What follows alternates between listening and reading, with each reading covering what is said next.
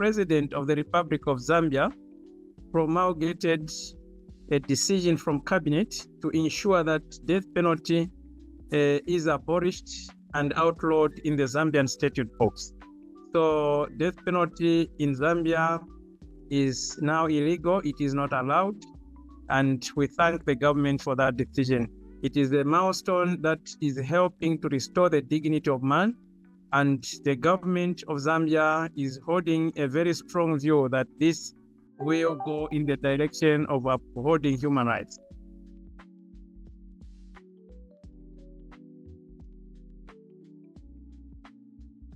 The insights really is that first and foremost is a goodwill on the part of government.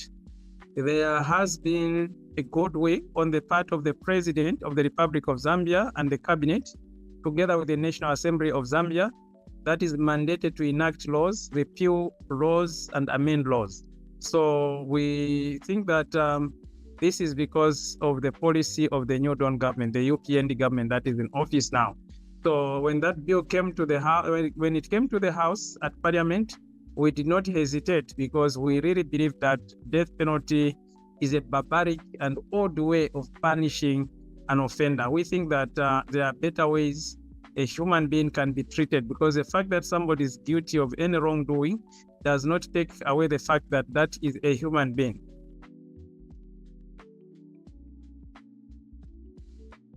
The parliamentary process is merely to build a public opinion before a law is amended.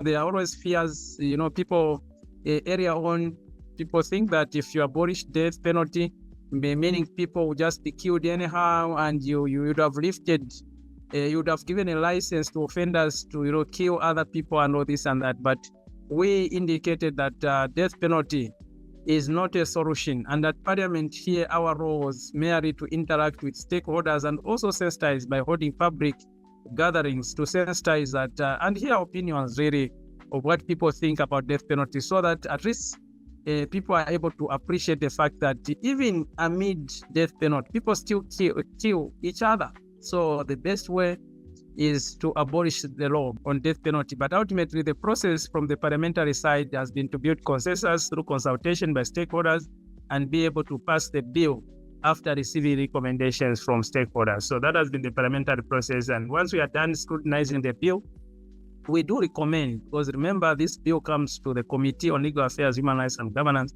at the stage of committee stage.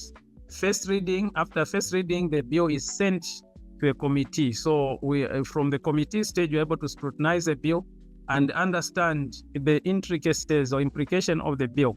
So we had an opportunity to scrutinize that bill. Those who had fears, at least their fears were allayed, that a person can still be punished, and there's no need to fear that if you remove death penalty, it means people will be killing each other anyhow. So that's the importance of building public opinion through the committee stage in the Legal Affairs Committee.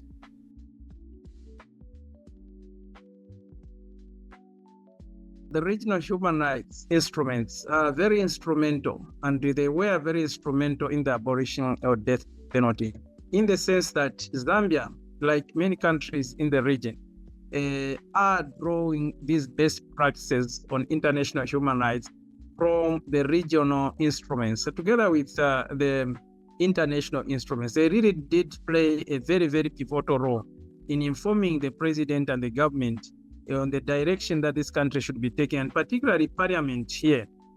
We are of the view that human rights at whatever level must, especially where we enter into where we have ratified the convention, we have an obligation to ensure that the same is domesticated in the Republic of Zambia. So we feel that the international regional instruments really played a very pivotal role in the abolishment of death penalty in the Republic of Zambia. Just to indicate that, Zambia as a country, where we are now, we are trying to ensure that pieces of legislation at international level in form of conventions and protocols are domesticated in the Republic of Zambia. And one of the issues that come on abolition of death penalty is our protocol, the second option protocol, to ensure that death penalty is abolished. It is in realization of the protocol that Zambia moved in that direction. I want to encourage many countries, and I think that Zambia is ready to partner with all progressive-minded member countries to try and ensure that we abolish death penalty.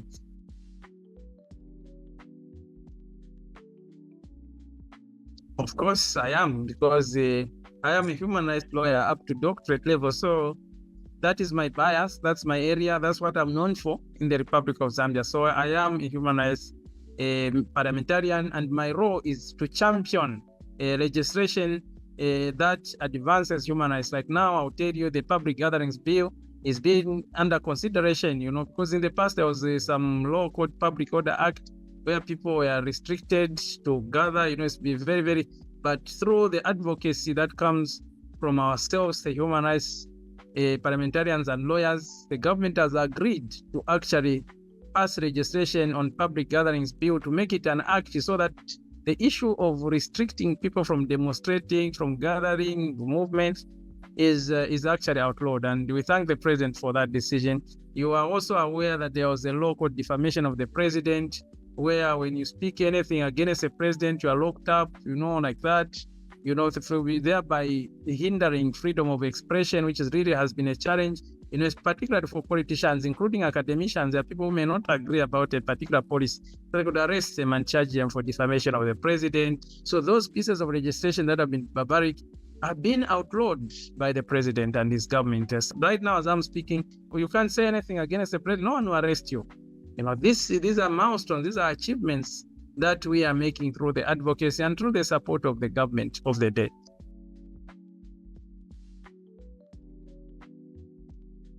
The most important thing when you are a human rights parliamentarian is to ensure that when bills are brought on the floor of the House, because you are the one speaking from the informed position, some of the members will just speak from an uninformed position. You take an opportunity really to address the issue holistically by addressing the merits, the demerits, by making sure that people do appreciate the nature of the bill that they are looking at, particularly when you are scrutinizing the bill. So the tools really that we use in advocacy, particularly, is in the House. In the House, first and foremost, you must be able to provide leadership when such bills come. You provide leadership by engaging the stakeholders. Remember, we have the ruling party, you have the opposition political party. So through these gatherings, internally, you have to ensure you get a buyout on a particular bill for it to be able to pass. Secondly, we do have options to interact with members of the public when we are scrutinizing a bill. So it's very, very important that leadership is provided as you move around the country, because we are given an option of maybe 3 provinces, 4 provinces, depending on funding, to do consultation with the stakeholders or members of the public. You take a lead in trying to explain and also hear from the members of public, and also have discourse with them, discuss, agree to disagree, and all this and that. So those tools are very, very important for a human rights parliamentarian, particularly when you are pushing an agenda that helps to abolish laws that infringe on human rights. So that's very important.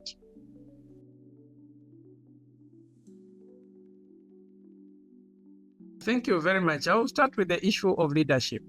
When you are a human rights parliamentarian, you must be able to win your position as such, as opposed to calling yourself as such. But people must actually, the members must themselves feel confident in you, providing leadership in that particular area. So the first most important thing is that the quality of the leadership skills that you display. Like I had indicated, in Zambia, we have ruling party members, we have opposition members of parliament, we have 15 independent members of parliament, we have about 56 Patriotic Front members, we have 96 UPND, the ruling party members. So you need to build consensus, and they need to believe in you. So the most important thing in providing the leadership that I'm talking about, the confidence that I have to, is the manner in which you carry yourself out. Regarding the issue of the political party, yes, the political party does have a position on a particular issue, but I think what has been critical is what we get from the stakeholders. The political party is just one of the stakeholders in the process. So they will also give their opinion, and other people, including opposition political parties, will give their opinion. Professional bodies like the Law Association of Zambia, the Human Rights Commission, all this and that, they come and share their views on a particular, but ultimately leadership must be provided.